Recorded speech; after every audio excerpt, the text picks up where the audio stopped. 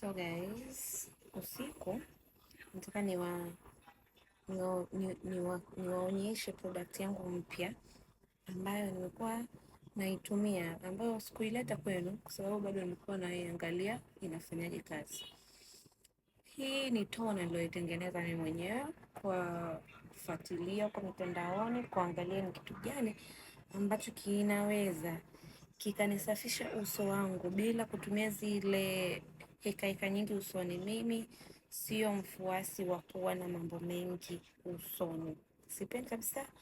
Kwa hii toner inakusaidia kabla hujaenda kuoga, unasafisha, unatoa uchafu polepole, na sio kwamba unaitumia kila siku, no, sio kila siku, inatumia mara chache sana.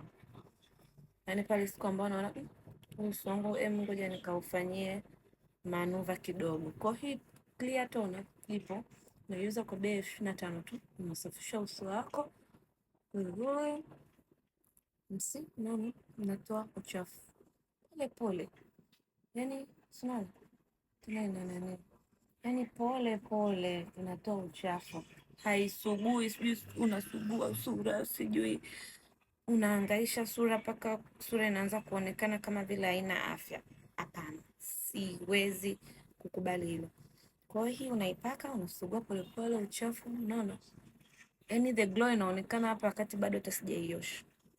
Na kati hapa sijapaka mafuta huko, but you can see the glow. Ukishasafisha hivi, you stay like 5 minutes au dakika 10 kabla ya kwenda kuoga. Kama kawaida tutaendelea na sabuni yetu ya clarifier. This here. So wakati nimeiacha hii huko usoni, nitachukua hii ni sabuni yetu ya clarifier. It's always iko moisturized hii sabuni, kwa sababu nimeitengeneza kihalisia zaidi. Kwa hiyo tunaona unaweza kufanya hivi bila maji, nikiwa na maji.